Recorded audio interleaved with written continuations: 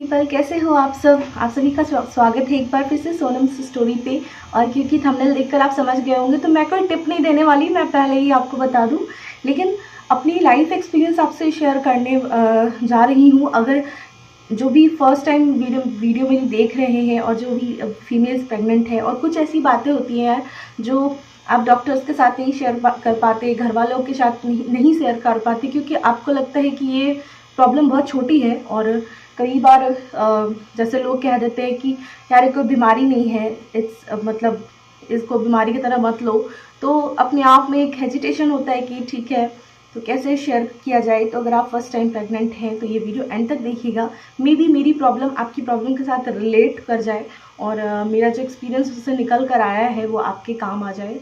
तो please video को and तक देखिए। सबसे पहले मैं बात करती हूँ इनिशियल 45 डेज़ की। जैसे ही आपको पता चलता है आपकी पीरियड्स मिस होता है और आपको पता चलता है 5 to 10 डेज़, जब आपका ध्यान पर्टिकुलर जाता है कि अच्छा ये चीज़ है तो आई हैव टू चेक। तो अगर आप चेक करते हो आपको पता चलता है तो ये 45 डेज़ तो उसके अंदर ही निकल जाते हैं, आपको वो मालूम चलता है। फिर आप डॉक्टर के पास जाते हैं, फिर वहाँ से कंफर्मेशन लेते हैं। जैसे कि आजकल तो घर पे भी लोग करते हैं, तो कंफर्मेशन हो जाती है, फिर भी एक बार डॉक्टर को दिखाना मैंडेटरी, तो लोग चले जाते हैं डॉक्टर्स के पास। तो ये 45 डेज़ ऐसे निकल जाता है। इसमें कुछ खास होता नहीं, आपको कुछ खास चेंजेस पता नहीं चलते हैं। लेकिन हाँ, उसमें से कई केसेस ऐसे होते हैं जिनको पहले से मिसकैरेज या ऐसी कोई प्रॉब्लम होती है, तो उनके लिए ये 45 डेज़ इतना ईजी नहीं होता। उनको फर्स्ट टाइम से, जैसे मुझे फर्स्ट 5 to 6 डेज़ के बाद ही प्रॉब्लम होने लगी थी। मेरे लोअर एब्डोमेन में दर्द मुझे फ़ील होता था और मुझे अपने आप को फ़ील हो गया था कि हाँ, मुझे लगता है कि शायद ये कंसीव हुआ है इस वजह से। तो कई बार ऐसा होता है, बट फर्स्ट टाइम में इतना 45 डेज़ में इतनी प्रॉब्लम नहीं होती है। 45 डेज़ के बाद धीरे धीरे कुछ चेंजेस आते हैं। जैसे कि सबसे पहला चेंजेस मैं आपको बताऊं तो वो बॉडी में आते हैं। आप अगर प्रेग्नेंट है इस वक्त और आप फील करेंगी तो आपने फील किया होगा कि सबसे पहला जो चेंजेस होता है वो बॉडी के अंदर होता है।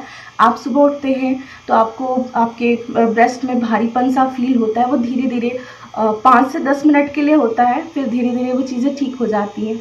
ये चीज़ें 45 डेज़ के बाद ही होती है। 45 डेज़ के पहले भी होती हैं जिनकी हिस्ट्री ख़राब रह चुकी है, लेकिन बहुत ज़्यादा फील नहीं होती।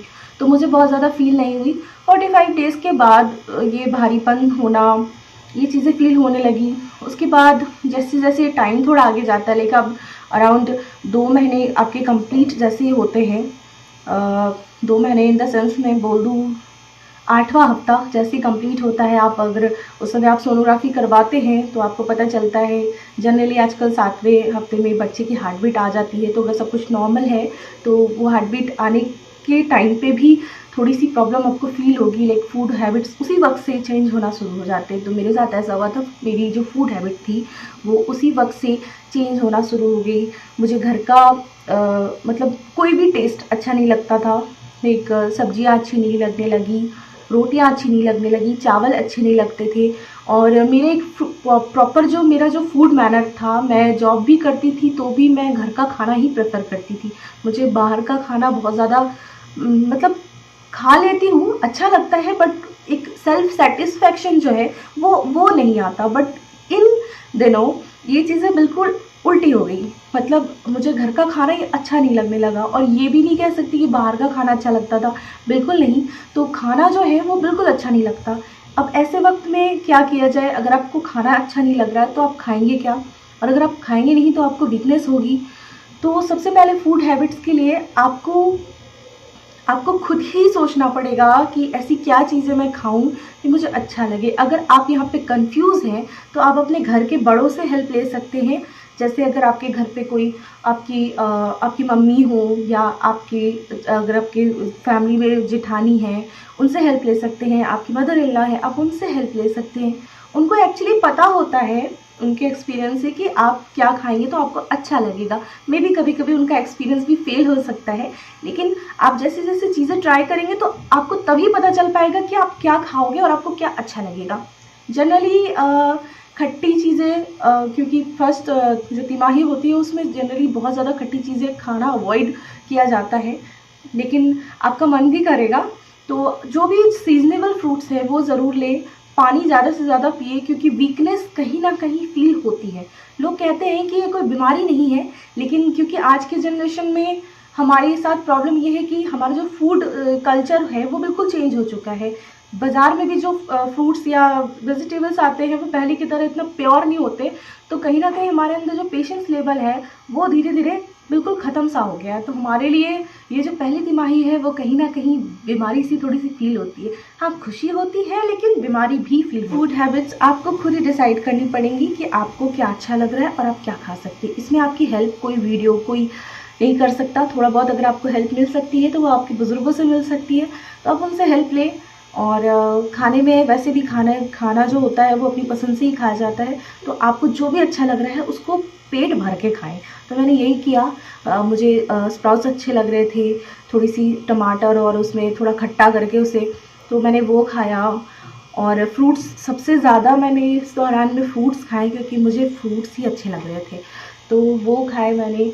अगर आपको डायबिटीज़ का कोई इश्यू नहीं आया है, डिटेक्ट नहीं हुआ है प्रेगनेंसी के दौरान, तो आप ग्लूकोज़ भी ले सकते हैं। अगर गर्मियों का मौसम है तो आप ग्लूकोज़ ले सकते हैं। जाड़े का मौसम है तो मे बी आप 1 से 2 बार दूध ले सकते हैं। इससे आपकी जो इंटरनल एनर्जी है ना वो बनी रहेगी, आपको वीकनेस कम फील होगा।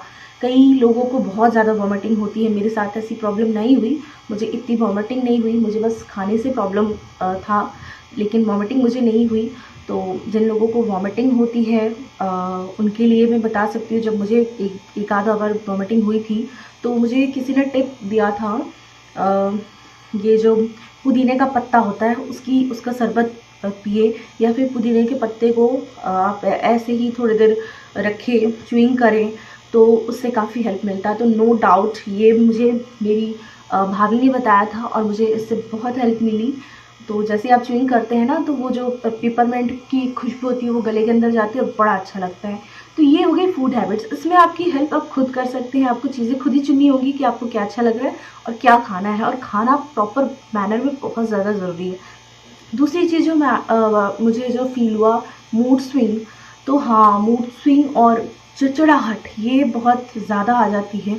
आपको कभी कभी खुद ही नहीं पता चलेगा कि आप सैड क्यों हैं। मतलब या तो आप बहुत, और अक्सर ऐसे टाइम पे ना लोग सैड ही होते हैं, हंसने और हंसाने का मन नहीं करता है, क्योंकि मूड स्विंग में सिर्फ एक सैडनेस, आप कोई ऐसी चीज़ देख लेंगे या कुछ ऐसा अपने आप ही आपके दिमाग में ना बहुत सारी चीज़ें आएंगी और आप सैड हो जाएंगे। फिर आप कोरोना आएगा, फिर आप मे भी आधी रात उठ के आप रो सकते हैं, या फिर कोई भी एक्टिविटी कर सकती हैं। जैसे मेरे साथ भी यही हुआ।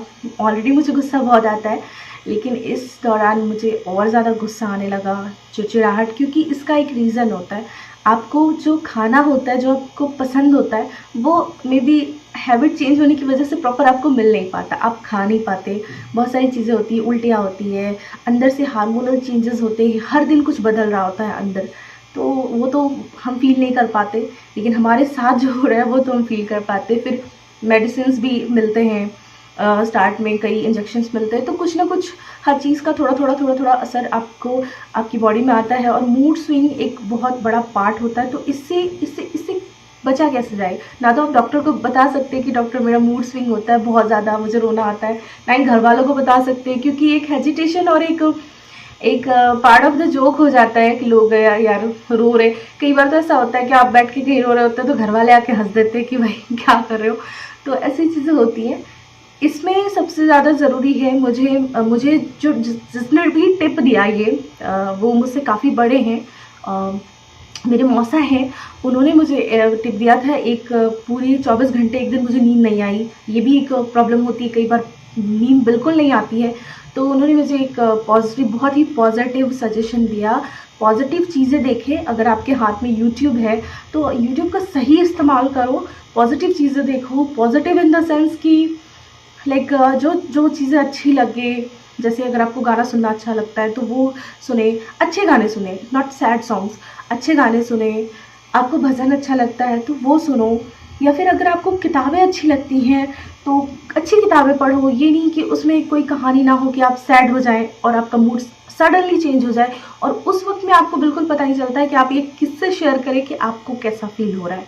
वो चीज़ें आपको खुद ही झेलनी होंगी। तो उस वक्त भी अपने आप को संभालने का एक ही तरीका है कि सिर्फ अच्छी अच्छी चीज़ें करें। अगर आप थोड़े से धार्मिक हैं यानी डिवोशनल हैं, अगर आप गॉड पे बिलीव करते हैं, भगवान पे बिलीव करते हैं, तो कोशिश करें कि हर दिन एक एक छोटी सी प्रार्थना, अगर आप सुबह नहा धोकर अच्छे से भगवान के सामने 5 मिनट बैठकर, कि वहाँ पे आपको ना बहुत शांति मिलेगी। इस वक्त में बहुत पीस की ज़रूरत होती है दिमाग को, तो आपको बहुत अच्छा लगेगा। अगर आप वर्किंग भी हैं तो भी आपको इन दिनों बहुत, आप अपने ऑफिस में भी काफ़ी चेंजेस आपको अपने आप काम में नज़र आएगा, लेकिन आपका मन नहीं लगेगा काम करने में। जो इनिशियल चीज़ें, आप बहुत जल्दी अपने कलीग से गुस्सा हो जाएंगे, बहुत जल्दी अपने फ्रेंड से चिड़चिड़ाहट सा आएगा, कई बार बेवजह आपको ऑफिस में भी रोना आ सकता है। तो इन चीज़ों से बचने के लिए, अगर आप ऑफिस गोइंग वुमेन हैं तो आप अपने काम पे ध्यान दें। कभी आपको काम से फ्रस्ट्रेशन फील हो रहा है तो थोड़ा सा ब्रेक ले लें, और ब्रेक लेके कुछ या तो अपनी मन की चीज़ें कर ले। तो ऐसे करके जो है ना, कोई भी टिप आपके काम तभी आएगी जब आपको खुद को एक्सपीरियंस करना पड़ेगा कि आपको इस वक्त में करना क्या है। क्योंकि वीडियोस जो भी हैं वो आपको आपकी चीज़ों को हेल्प करती हैं। लाइक जैसे कई वीडियोस में कहते हैं कि क्या खाना चाहिए, क्या नहीं खाना चाहिए, लेकिन ज़रूरी नहीं है कि जो वो खाने को बता रहे हैं वो आपको अच्छा लगे। ये ज़रूरी नहीं है ना, नहीं भी अच्छी लग सकती है। कई लोग टिप देते हैं कि क्या करना चाहिए, लाइक वज़न नहीं, भारी नहीं उठाना चाहिए, ज़्यादा तेज़ मूव नहीं करना चाहिए, सीढ़ियाँ मत चढ़ो। तो ये एक बहुत कॉमन टिप है जो मिलती हैं, लेकिन कई ऐसी इंटरनल चीज़ें होती हैं जो हम किसी के साथ शेयर नहीं कर पाते। तो ये मेरे केस में हुआ था, मैं शेयर नहीं कर पा रही थी बहुत सारी चीज़ें। लोग आपकी हैबिट भी नहीं समझ पाएंगे। यहाँ पे घर वालों की बहुत बड़ी रिस्पॉन्सिबिलिटी बनती है, जो भी घर वाले आसपास हैं या जो भी लोग, जो भी हस्बैंड्स ये वीडियो देखेंगे, उनके लिए उनसे एक रिक्वेस्ट है कि प्लीज़ ये टाइम ना बहुत बहुत क्रूशियल होता है। देखो, चीज़ें बहुत कॉमन है, हर वुमेन की लाइफ में आता है, और हर लोग कहते हैं कि हाँ ये हर किसी के साथ होता है। लेकिन क्या होता है ना, कभी कभी कुछ चीज़ें कुछ लोगों के साथ बहुत ज़्यादा हो जाती हैं कुछ, तो आपके सपोर्ट की इस वक्त बहुत ज़्यादा ज़रूरत होती है। तो प्लीज़, जो भी आपकी वाइफ है या बहन है या घर पे आपका जो भी रिलेशन है, उन फीमेल से जो प्रेग्नेंट है, आप प्लीज़ उनको थोड़ा अंडरस्टैंड करें। कई बार चिड़चिड़ापन, गुस्सा बहुत ज़्यादा आता है, तो उस चीज़ को हैंडल करें। उनको क्या अच्छा लग रहा है, नहीं अच्छा लग रहा है, इस चीज़ को अगर आप मार्क कर सकते हैं, अगर आपके पास टाइम है तो उनको थोड़ा सा टाइम दें और अच्छा फील करवाएं।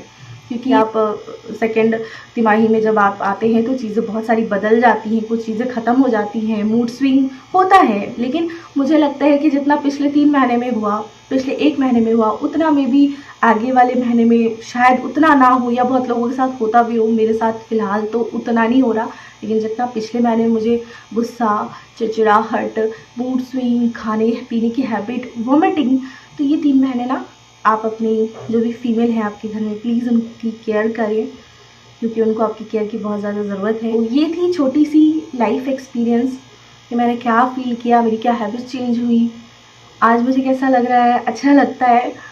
और उस टाइम पे लोगों को समझाना कितना मुश्किल होता था कि हाँ गुस्सा आता है या चीज़ें होती है या वीकनेस लगती है।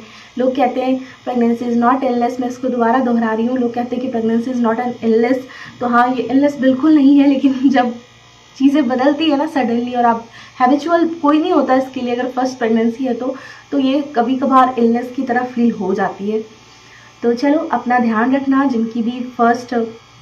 भी फर्स्ट टाइम कंसीव कर रही हैं उनको मेरी ढेर सारी ब्लेसिंग्स, और साथ में मुझे भी ब्लेसिंग्स दो, ताकि मैं अपनी हर महीने की एक्सपीरियंस आपके साथ शेयर कर सकूं। तो फिर मिलेंगे एक नई वीडियो में, तब तक के लिए bye and take care yourself and do whatever you really want to do.